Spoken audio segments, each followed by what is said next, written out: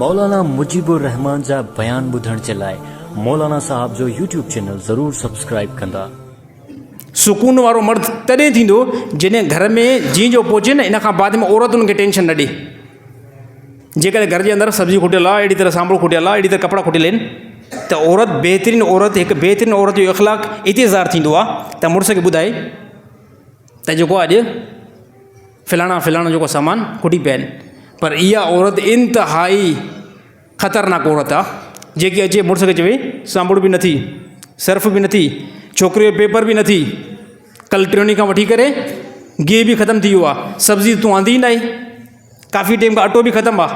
हाणे इहो जेकी ज़बान आहे, इहा ज़बान तमामु वरी ख़तरनाक आहे।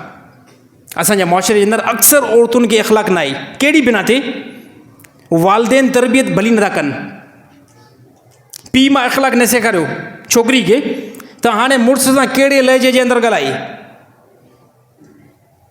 इहो गुनाहगार केरु आहे? इहो गुनाहगार इन छोकिरी जो पीउ ऐं माउ आहे। नंढापे मां पोइ जुमे ते ॻाल्हि कयमि न, सिर्फ़ु नियाणियुनि खे मुस्लमान चवणो आहे टीवी ते वेठी हुजो ऐं ड्रामा ॾिसो, टीवी ते वेठी हुजो ऐं ड्रामा ॾिसो। हाणे टीवी मां कहिड़ो जेको आहे सबक़ु इन्हनि खे मिलंदो? टीवी मां लाज़मी बद इख़लाक़ी वारो सबक़ु मिलंदो, ॿियो कहिड़ो मिलंदो?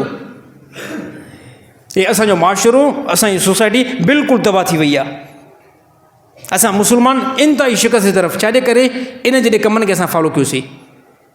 त इन शयुनि खां पंहिंजी औलाद खे परे रखो, उनखे दीन जी तालीम ॾियो, क़ुर जी तालीम यादि ॾियो, त इनशा अल्लाह इहा औरत वञी करे तव्हांजी न्याणी अॻिते वञी करे बहितर जेको आहे पंहिंजो घर बसाईंदी।